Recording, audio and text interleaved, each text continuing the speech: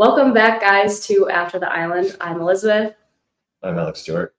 This is not Alex Stewart. This is Gianni. He's my boyfriend. Alex is still out from her dental surgeries and is taking a much longer time to recover than expected. So I will actually be covering games myself. So everyone better be here for support, but we'll have a bunch of really fun guests on. Alex will still probably time to time show up in the chat when she's able to. But for this episode, we are doing...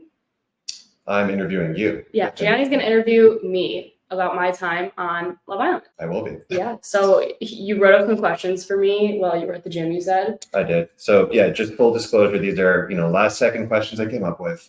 Don't sell yourself short. No, I was told that there's nothing off limits, nothing off boundary. So I went pretty deep into the grab bag of questions. I have some hard hitting ones that are about to come out. Oh wow. You don't know the questions. You haven't seen them yet. Yeah. So just get right into it. And also, how much have you seen of the show? Honestly, because I know what you tell me all the time. What have you seen? You think I'm lying to you about? I don't know what you're lying about. All right. I've seen, I think, the first episode of your season. I've seen whatever you watched of the latest season. And I may have watched some Elizabeth Weber fan cams on YouTube. Fan cams, I may have watched the highlights, yeah. Okay. So I've seen bits and pieces. I think I've seen maybe chunks of your scenes. But as far as the actual plot lines of your season, haven't seen much of that at all. Okay, there you guys go. All right. Except for one time I came over here and Gianni's roommate was on episode 35 of my season. Someone in my house. Unclear. Yeah. Mystery. There's a little gnome in my house that watches Love Island. Should I just get straight into the questions? Yeah. From the little I've seen of the show, it seems like you were kind of surprised that you developed a deep connection on the show. From what you've said, from what you've told me, from the bits I've seen, you said, whatever connection you developed with Zach was kind of unexpected. You're like, wow, I came in here, expecting to meet people, have some fun. We actually developed a strong bond. But going in, if you didn't have that expectation to develop a strong bond, like what was your motivation for going on the show in the first one? My number one thing was adventure. And I think everyone would say, anyone that ever develops like a good connection on the show comes off and says they didn't expect it, because who actually thinks that's gonna happen to you? Like no one really goes into it and thinks like, oh yeah, like I'm gonna find someone, because you're like, this is so crazy that you're going on this TV show. It's a TV show. You're like, what kind of people sign up to do this? I'm gonna be halfway around the world. And at the time, like the show no one heard of it. Like in the US, it was brand new. You knew it was big in the UK. I knew it was big in the UK, but I was like, who are they gonna find to do this? So I was like, there's no shot I'm gonna meet anybody. So everyone kind of goes in with that mindset of like, oh, there's no way I'm gonna meet anyone, blah blah blah. And then it kind of like when it happens, it really takes you back. But I would say I did it because, hi guys, thank you so much for joining this episode. We're gonna take a quick moment to hear from one of our sponsors, Caraway Home. So whether you're making a fall feast or just a quick girl dinner, Caraway Home's non-toxic products make the cozy season safe and stylish. Caraway's internet-famous kitchenware is a staple for any home and comes in various modern shades to fit with any design aesthetic. I picked out a little navy blue pan set. I'm so obsessed with it. Its non-toxic kitchenware features a chemical-free ceramic coating so food can be prepared with peace of mind, and that there's no hard to pronounce chemicals will leach into your healthy ingredients. The new Caraway stainless steel cookware set is their most popular product, redesigned in stainless steel to take your meals to the next level.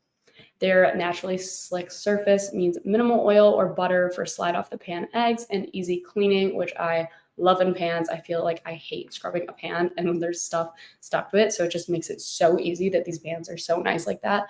I've already cooked with it once. I'm obsessed. My roommates and I joke because they used to have Caraway pans and I didn't have any yet. And they would hide them from me because they loved their pans so much they didn't want me to use them. And now we all have Caraway pans.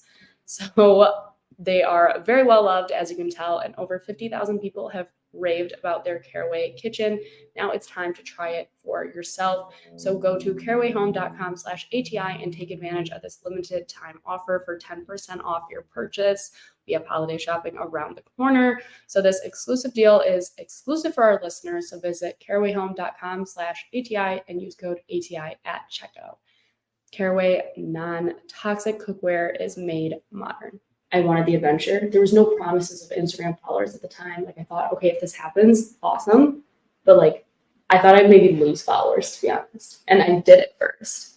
Like the first couple of weeks, my page went backwards. Is that because people thought like, oh, Love Island's cringe, and now this is like a promo account? Like, why do you think you lost followers in the first place? Like childhood friends, high school friends and stuff? Yeah, not even that. I think it was more so like I had a higher male following. And they were like, oh, this girl's on like a TV show where she's falling in love, so we can't be with her. Or the minute maybe it's like that it was posted that I had a boyfriend on the show, guys maybe unfollowed me, but then coming off the show, 85% female following. Interesting. Yeah, so it changed the whole demographics of the audience too. But it was not like about followers because we didn't know if we would get followers. We would laugh under the covers at night. All of us would go duck under the sheets and be like, do you think we even got like 20,000 followers? And start laughing, like because the people on The Bachelor at the time were coming off that show with like almost 1 million followers, and people that would make it to the end. So it's definitely a conversation within the villa. Like follower count was definitely like we would maybe not a motivation, but it was like in the back of your minds, like potentially this can increase my reach, my following on social media. Yeah, because half the girls were like influencers that were on the show too. Like a couple girls we were with were like, oh yeah, I have like 500K. And we were like, holy shit, that's nuts. That's interesting. Yeah. Who were you guys taking bets on, like who would come out with the most followers? Oh yeah, we were all like laughing about it. What was your, like, if you had to look back, who did you think would come out of the show? Not knowing that you were going to win, I guess it's kind of implied that the winner would come across with most followers, but not always, because there's like fan favorites. So I thought like Weston would be someone with a ton of followers, and Weston was someone that got a ton of hate. Also, Caro I thought would have like a ton of followers, and she got hate because she had like a baby voice that she would do, even though she would only do it like 10% of the time. But they would take every single 10% and make that her whole persona on the show.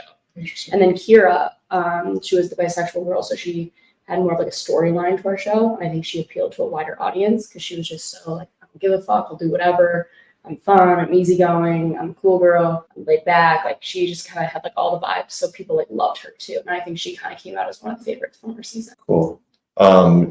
Just going back, do people know that you applied to other reality shows? Is that like a secret that you kind of had optionality? You had some. What are the reality shows? Survivor. Oh, well, yeah, I applied to Survivor in college. I was like, I've never applied. I don't know what shows you're referring to. No, there was Survivor, and you got outreach from, or like inbound from other people Yeah, from but other shows. that was after. That was post. Yeah, that's cool. But yes, I almost did Survivor in college, but I decided I need to just finish my degree because I had already taken a medical leave. But not to say I wouldn't do it now. I think at the time they were like, okay, this is gonna be like an idiot sorority girl on a deserted island. Let's let her go get like chewed up. Was that the same motivation for Survivor? You said like adventure and kind of like my audition tape for Survivor would have you in fucking tears. Do you have it somewhere? One of them, no, I do. But one of the lines is everyone wants to see a sorority girl on a deserted island. And they clipped that and they were in tears. That's fun. Has there been a sorority girl on Survivor since then or before? I'm sure they've had it, but they like really were going to pin me as like the dumbass. So. Just funny because you're not dumb. No, not at all. But that's what I said. I said I was going to use that to my advantage. I'd say I'd almost pretend that I was 10 times stupider than I am. I'm not stupid, but I would pretend to be dumb to get ahead because people would not see me as a threat. And then I'd kind of switch my gameplay halfway through the season. So you would be, I mean, okay, that's actually a good segue into my next question. You're in these shows to win it. This is what I've learned about you. Like you're a competitor.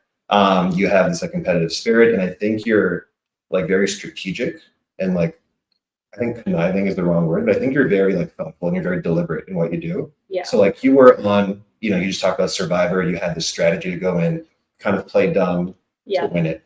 What was, I mean, you obviously went into Love Island with the intention of winning it. What was like your strategy going in? I told you my strategy. I had read the book.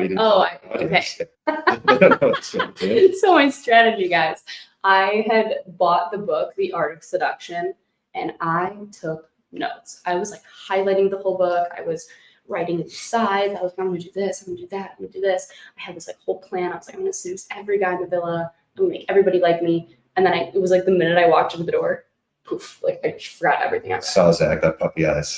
Forgot everything. I wasn't even sure I liked it, but yeah, no, it was like every plan I had went right out the window. Did they reach out to you and say, okay, you're accepted? And then did you have to actually make a final decision, like yes or no? Okay, so it's kind of weird how they do it. They kind of like tell you, but you don't like get that plane ticket in your inbox until the night before you're leaving.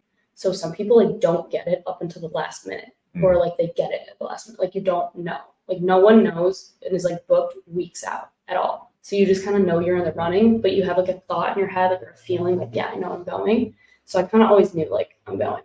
So they actually got mad at me when they called me and they were like, oh, we also want you to know like you're going to be in the starting 5. And I was like, oh, cool. What's the Love Island term for that? The OGs? Is that the OGs? Yeah. Okay. Yeah. They're like, oh, you're going to be an OG. I was like, oh, cool. Because I didn't even like understand that's like really important. You're going to start. Like, why aren't you more excited? And it was bad because I had already just convinced myself in my mind, like, I'm starting. Because I just got the vibes from them that they liked me. Like, I had a good connection with the producers that were interviewing me. And we were always like laughing and telling stories. And I just knew what they saw in me, they liked. So I like trusted in that. Is there a stat? Like, I'm obviously a big sports stats guy. Yeah. Is there a stat on like Love Island, UK, US, whether people who are OGs win the show more often than people who are not OGs? Yes. There is. It's like you almost have to be an OG. I think it's like one season ever or something. Someone in the live chat can correct us because there's some super fans in here. Love it. I think it's like one person ever not being an OG has won.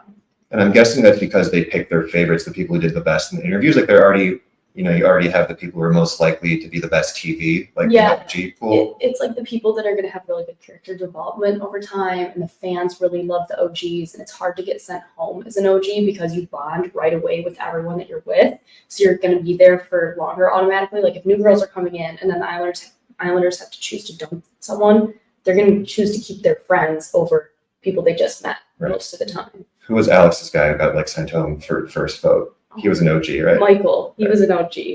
I know that much. I know that you told me that part. But OGs go home. They do too. But like I would say the winners are normally OG, or part of the couple will be an OG. Cool. Do OGs get better edits, you think? No, the edit is totally up to you. I would say it's like 50-50 if you have good edit or bad edit, and it could be in any placement. I would say coming in as the Casa girls, it's really easy to get a bad edit. These are like the girls that are kind of like in Love Island in terms of they kind of stir everything up when they separate, kind of like the bachelor party theme weekend where they swap the villas that I explained to you. Was there a Casa in your season? No. That was like something they added in later seasons. I wish they had it. We were kind of like waiting for it, like excited for it, and they never. So that was something that was in the UK show. Yeah, you had done your research. Yes. You had binged the UK show, I'm guessing, because of how strategic you are. Not as good as I should. Interesting. Going back, me would have watched thoroughly. No, I like spot watched the Molly May season and I loved it. It didn't even. So you were expecting Casa. They didn't do it for season 1 US for some reason. Yeah. Why did they just skip that season and start season 2? I think it was a pilot season. They didn't have like enough time for it. They kind of ran out. They didn't build a whole other villa. So they did separate us for a day. So it's like a Casa, like microdose. So those girls sometimes coming in can get a rough edit because they're looking like, oh, I'm going to go be a homewrecker, or I'm going to go ruin this relationship. And then people are like, oh, this is so, like a bitchy, slutty, not good mentality. Even though it's not that, like that's their job to go in and do that. Cool. All right, but we kind of got sidetracked there. My actual question was, you find out you're going to Love Island. Who was the most supportive of your family members and who was the least supportive? Oh my gosh, what a question. So it's kind of funny. My Aunt Steffi, my mom, my dad were all like so supportive. They were, and my sister, my brothers didn't really understand what was happening. They were just like, that's cool, have fun. But everyone else was so excited. My sister ended up quitting her job to do my social media for me for the summer. My parents did watch parties every single night, like with all their friends. They even put a TV in the backyard so they could have the watch parties in the backyard and inside because they'd have so many people over every night. They call it the Summer of Love Island because everyone just drank and partied all summer. And then I would say one of my aunts was very skeptical at first because she had seen the UK show. So she was like, she cannot do this. Like, this is so bad. Don't let her go. Like, she was calling my mom. She was calling my other aunt. She was like, don't let her go. And then ended up being the biggest fan.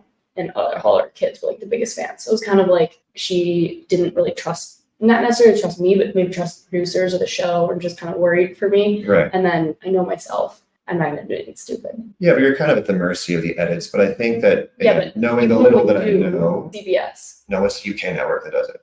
ITV. So my understanding is the UK version, ITV, is like little trash sheets. It could be like a lot of like sex, a lot of hookups. Yeah. CBS obviously like a major network. It's not even like that. It's gotten better over time. Yeah, it's kind of even. And like the US they ban the like cigarettes too. You still let everyone smoke cigs. I think it's like a law. I think you can't smoke cigarettes. Really? Yeah. I think you definitely there's like some laws around smoking. Okay. Well, I would say it's not like how it was. It's like, honestly, I don't want to say a classy show, but it's not terrible. Is that across all geographics? Like, there's an Australian one, not trashy? I've seen like. Okay, one's a bit wild. Okay. We're going to take another brief moment to hear from another one of our sponsors, Miracle Made. Did you know that traditional bed sheets can harbor more bacteria than a toilet seat? It can lead to acne, allergies, and stuffy noses, and it's just gross. So Miracle Made offers a whole line of self-cleaning, eco-friendly bedding, such as sheets, pillowcases, comforters that prevent 99% of bacteria and require 3 times less laundry. That's so eco-friendly. Wow. It's self-cooling properties for better sleep quality. It has silver-infused fabrics that are inspired by NASA, which is crazy. And they're thermoregulating and designed to keep you the perfect temperature all night long so you get better sleep every night. They're so luxurious and comfortable. Miracle Made sheets are such a high quality without the high price tag, and they feel just as nice, if not nicer, than bed sheets used by some 5-star hotels, and they're designed for your skin. So stop sleeping on bacteria. Bacteria can clog your pores, causing breakouts and acne. So sleep clean. Go to trymiracle.com/ATI. So try Miracle Made sheets today, and whether you're buying them for yourself or as a gift for a loved one, you can save and order today. So save over 40% and use our code ATI at checkout, and you'll get 3 free bath towels and then save an extra 20%. And Miracle Made is so confident in their product. It's backed with a 30-day back money guarantee. So if you aren't 100% satisfied, you'll get a full refund. Upgrade your sleep with Miracle Made. Go to trymiracle.com/ATI.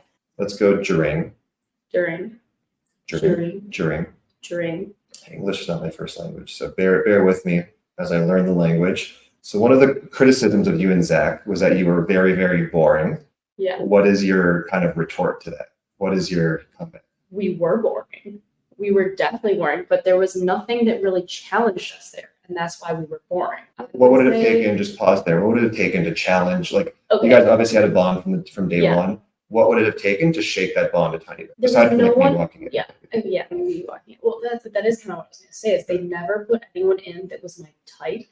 Like, I had made them a PowerPoint presentation of my type. I gave them several social media handles of like people that I'm like this person, I like this person, I'm like, this person would be good for the show, this person would be good for the show. Like, people I've never met. I was like guys you dated as well, or no, just people I found out. Random people. Random modeling agencies, whatever. It just seemed like, okay, that looks like my type, that looks whatever. So instead of this whole deck, they played the deck at one of the meetings. They were clicking through the slides, and I'm like, this one. And so I was just kind of like, okay, Zach fit that mold, but like no one else there that whole season kind of fit that mold of what I like. So how could you expect me to change anything up or even be tempted to if nothing was that? Right. Like, I don't always date people that are my type. Like, I definitely go outside the type. But even no one even had like the same kind of interests that I did. Like you told me, obviously. And the same for him. Like, there was no one that he was like even for a second considering. And yeah, our bond was pretty strong, and I think anything would have changed it, honestly. I don't think we would have gone with anyone else. But there was never even of like, maybe I'll look twice at this person, versus like they could have kind of stirred up something like that if they had cast it a little differently. Yeah.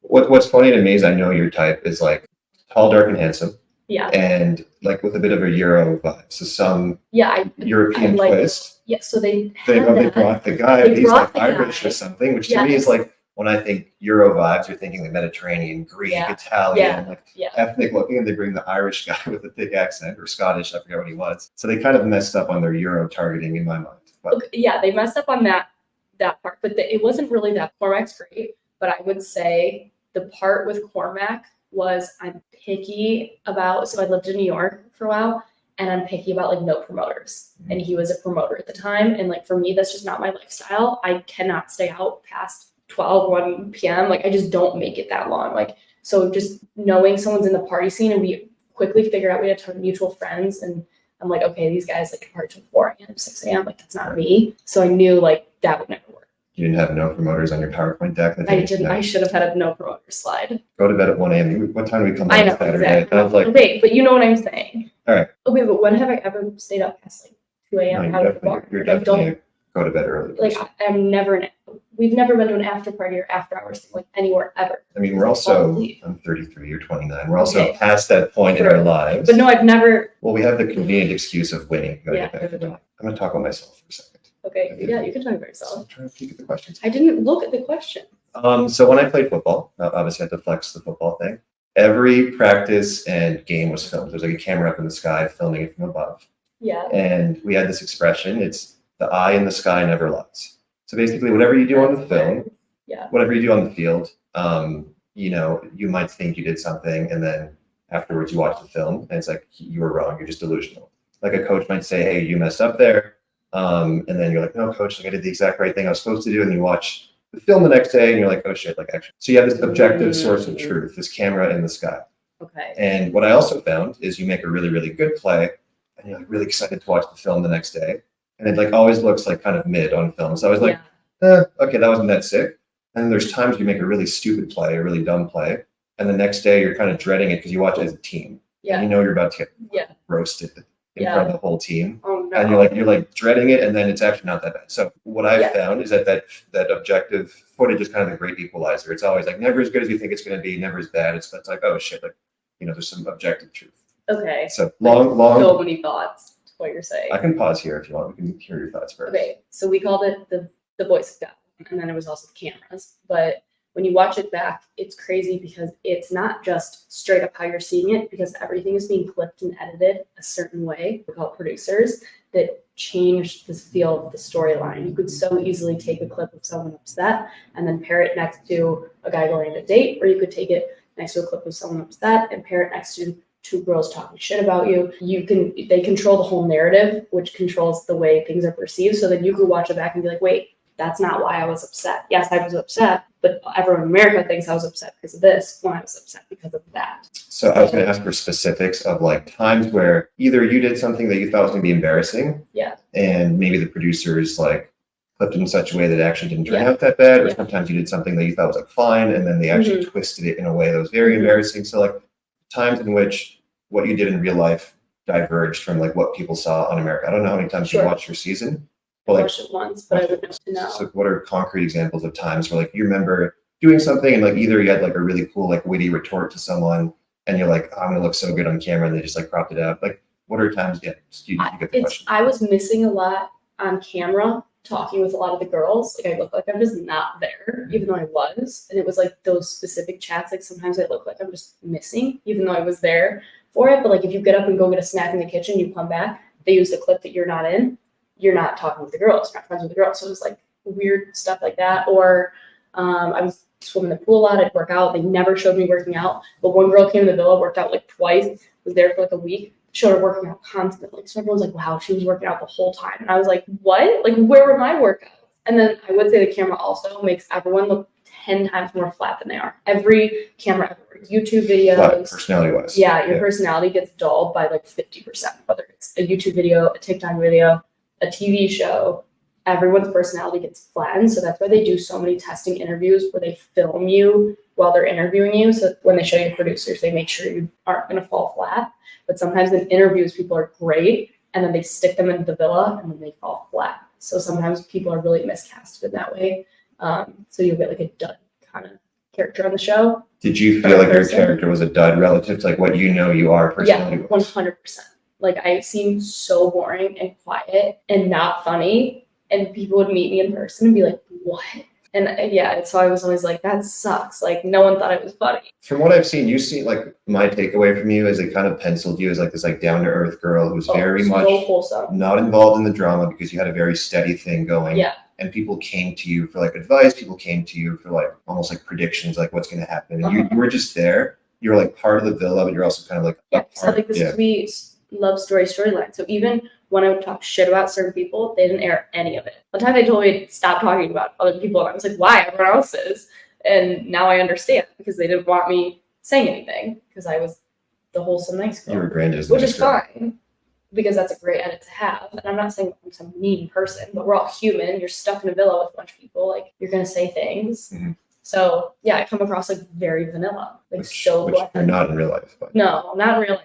Even I'm worried like sometimes on podcast or camera, I think I do, but then in other episodes, people are like, oh my God. It just kind of like depends, maybe. The next question I had is you mentioned that the main thing that your takeaway from like when you left the island and other islanders you speak to is like the concept of time just gets completely shifted on the island.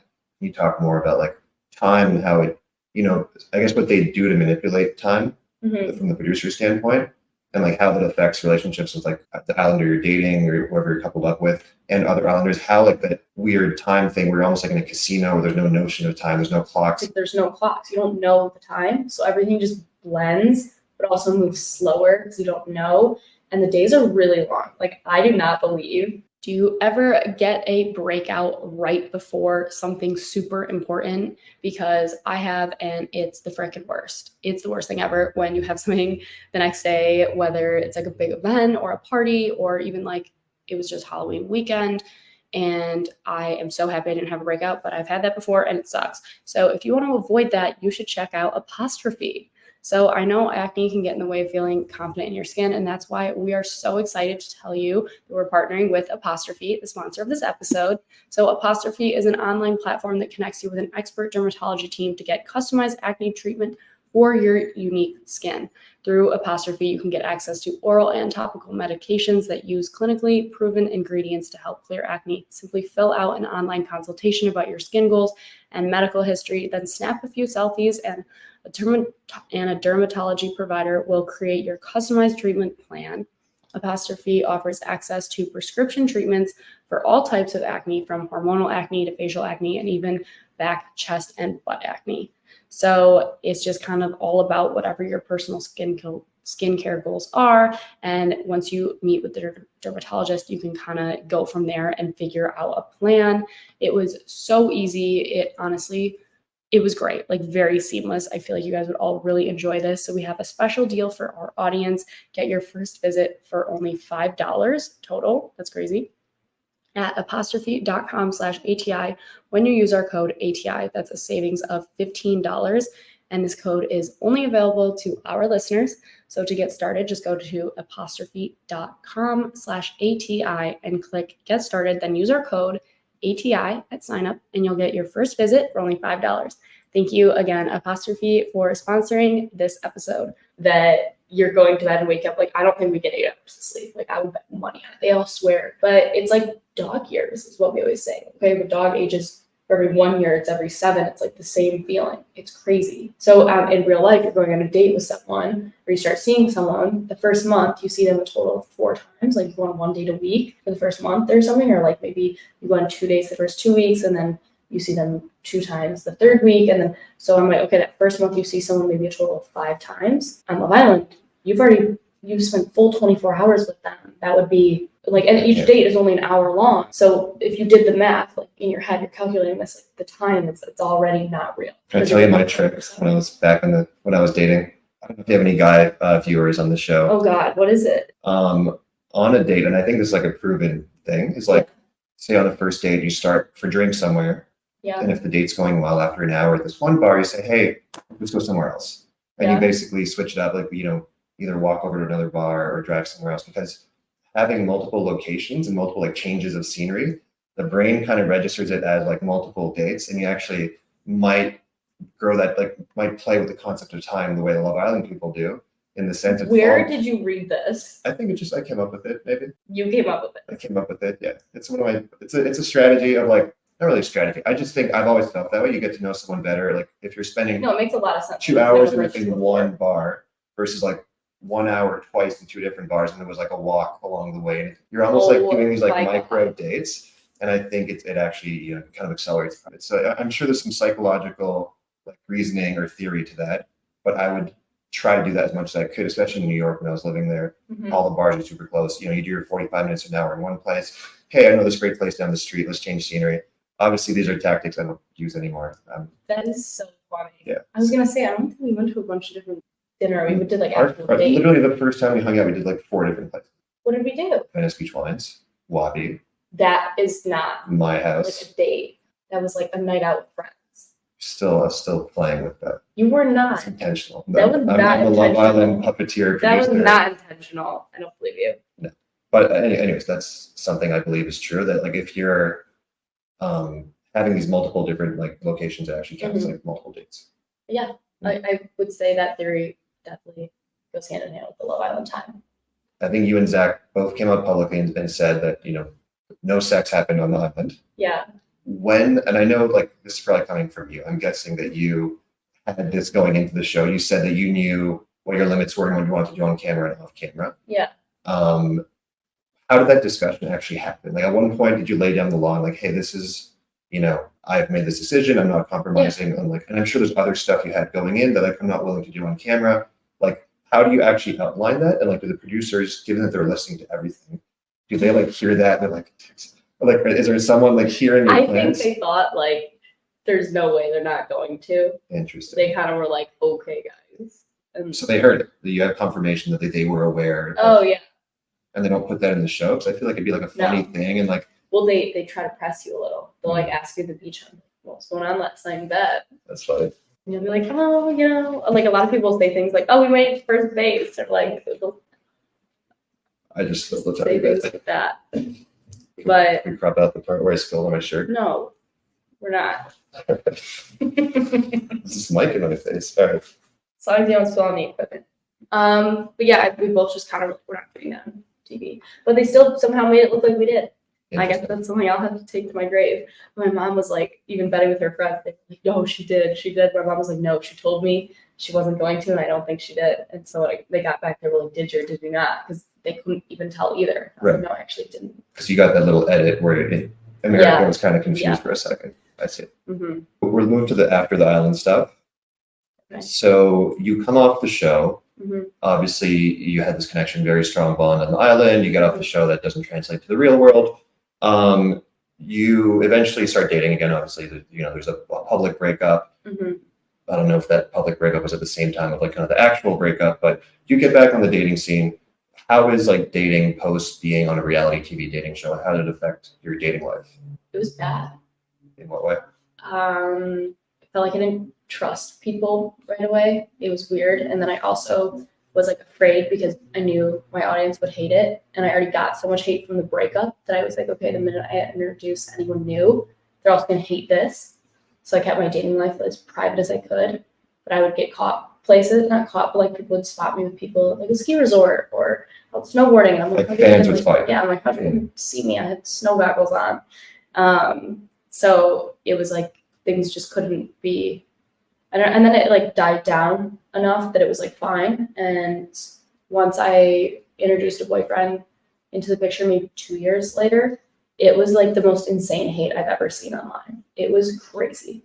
Like the person I dated got bullied so bad by my fans. Like they were not nice. Like they were so mean. It was horrible. It created a huge problem in the relationship that honestly never fixed itself. Like even if we were to work things out, whatever, it just like that was never going to be fixed because of the hate from your fans. Like they actually sabotaged the relationship, and because of how we handle that differently. Like I very much am like, we don't acknowledge it, don't look at it, just delete it, bye, like don't feed into it. And he was very like, you need to stand up for me, you need to comment things back, you need to check them back. And I'm like, no, because they'll just make 10 more accounts and like they're not going to go away. These people are like, trolls, they're internet trolls. You get that. You never, I work on a lot of online stuff. Yeah. Rule number one is you don't feed the trolls. You do not feed the trolls. Or else they like your Twitter fight for your company the other night, even. Mm-hmm. Don't. Yeah. They're looking. Don't feed the trolls. They're looking. I think there's like an epidemic of like lonely people, and they're looking for like stuff online. And you're as you said, if you were to like just let it be, the comment sits there. It's like, all right, just your boyfriend, where's Zach? Question mark. You leave that sit there. Mm-hmm. But if you fight back, like, no, my new boyfriend is better than Zach. Like you're a loser. They're gonna make 10 comments. It's gonna multiply. Yeah. So it did that. So it was not good. Interesting. Yeah.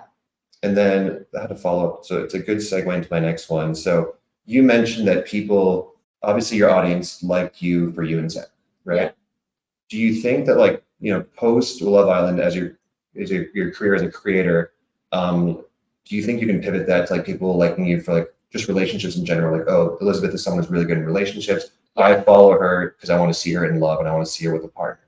Or like, have you tried to move away from like, you and Zach to you in a relationship, like I just want to do fashion and like a wider niche? Like, how do you reposition yourself post dating show? And I guess this is a broader question for like anybody who's been on reality TV. Yeah. People get to know them with a partner. How do you pivot away from that and like actually just like cold turkey it? Or even if you're still with the partner, sometimes people will be like, I'm not posting them anymore. Or I'm not posting with anymore. So like you can follow me and support me as me, or don't follow me. And people will say that, and like then keep their relationship offline, because otherwise people are like, when's this, when's that, when are you getting married, when are you having a baby, blah, blah, and they just get crazy. And you're like, oh my God, I can't breathe. So they'll take it away. Or once they break up, they kind of like, you just cold turkey rebrand, you pick things you're interested in, you just keep posting about that, and people will stick around and stay if they like the things you're into too. And you can just hope that they'll support you if they liked you enough as a fan. Then if not, then they'll unfollow you. and I'm sure you'll see a huge dip in engagement like I did, like other people have. But I would say my audience over the last however many years has really been trained to not expect the relationship stuff. I post a lot of it now with you, and it does pretty well, and it does skyrocket the engagement, which means it's true that people do like to see that from me.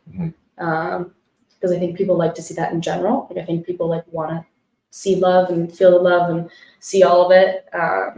But I would say they still like the other stuff too. Cool. Like, what would you say your niche is now? Like, My fashion and beauty. Fashion and beauty. Yeah. Like a little relationship sprinkled in a tiny bit. Oh, relationships sprinkled in, yeah. There's been some comments where like, I can't tell if that guy is Zach or not. I'm like, who knows? It's good for the engagement. Yeah, but you have the facial hair. Oh, yeah. Yeah, what made you break your no facial hair rule? This is like rule number one in the first episode. Well, I had some with a mustache before, but you're for just the mustache. Just the mustache. You're the full facial hair. It's so funny. That's like a comment you see a lot. I actually don't see that many like comments about Zach. I'm sure enough time has passed since you were on the show. Yeah, it's definitely way more because you're another 2 years from 4 or 5 years since the show. So like it's crazy. People need to get over it at some point. Like crazy, I still even see like a comment here and there. Do you want to tell people about the little trick you did to your Instagram comments? Oh, but I am a little bit. You said there's nothing off limits. I'm gonna go. All right, fine. Well, I changed the settings on my Instagram, so if you try to comment, is that Zach or like where's Zach? It doesn't let you write ZAC Zach, so you have to spell his name wrong in order to comment it. So it's just kind of funny that they have to write like ZACK. Such a small little petty thing, but it's hilarious. It's so funny. Or they'll put like Zach with 2 C's or something. Or like do like a one of those random A's. Yeah. Press and hold the letter A, just like, yeah. Yeah, exactly. Are you excited to watch Love Island games with me? I think it's probably more enjoyable if you know, like, oh, I like this person on Love Island UK. I love them on Love Island Australia. Totally. I don't have any of that, so it might be a bit like it might take me a few episodes to get into it, but I'm excited. I don't know how many eyeballs there's going to be because I know it's it's international, right? So right. Is it going to be the entire audience of Australia, France, US, UK? Or is it going to just be like the super Love Island loyal fans, or is it going to actually be like everyone that watches the show watching this too? Like really hope it's like a big thing. Are the people that are going, are they like the biggest of the big names? Mm-hmm. No, it's not from UK because UK is doing Love Island All-Stars. So anyone that's the biggest of the biggest from UK is holding out for this All-Stars that's going to be in the spring and declined games for fall for now. But I would say if some of them took games in fall and then messy as shit, they'll bring it back for All-Stars. Why are they doing 2 competing shows? It's not necessarily the same thing. Games is anyone in the world. All-Stars is the best of the best in UK. Right. But obviously Love Island UK is the biggest of them all. Exactly. That's why they want Okay. It just seems weird as like, I don't know who owns the Love Island brand worldwide. If it's just like, it's like different networks. So like, why would you have 2 competing shows? Well, think of it like the David Beckham can go on the Worlds and come play for LA Galaxy and like kind of a sucky team, right. aka the network's not as big as it is at ITV, or he can go play on pro team over in Europe where it's Love Island UK only, and that's a lot more fun because that's the crazy diehard huge fan base. Which team are you gonna play for? You're not gonna. That makes sense. Yeah. Thank you for explaining it in terms that I understand. I know. I can't believe I was able to do that. That's not. That was a good analogy. No, but going back to it, I think it's a good career move. I think it's going to be interesting. I'm looking forward to watching it. Are we going to watch both the Love Island, the UK All-Stars, and the games? So that won't be until it won't overlap. Thank God. It's a lot of TV. But I'm super excited. It's going to be on November 1st. I can't wait to see everyone back on the screen. I recognize probably 95% of the cast. Everyone else will be new to me since I've only watched Australia, UK, and US. I have not watched like Germany, Sweden, South Africa. I don't know what other Love Islands they found this. I'm blanking, but Sweden. Yeah, there's a girl from Sweden. I think I saw the trailer. Yeah. So I'm excited to see how they all interact and if kind of like the UK people make packs and the US, and then how big the games versus love element will be. Yeah, be pretty interesting. The games are actually. Can't wait to hopefully have a lot of them all back on, maybe in studio. Some of them will be zooming in, and then a lot of your other favorites will be joining for the live recaps, which will most likely be right after the show, which will be nice to do like more of a live reaction, quicker format, but you get the thoughts right after, and it'll be me alone sometimes, and then me with some of your favorite past Islanders while Alex is recovering. But thank you guys so much for watching. Please subscribe to our channel. Thank you again, Gianni, for coming on today. After the Island appreciates it. Thanks for having me. Yes. And we'll see you guys soon.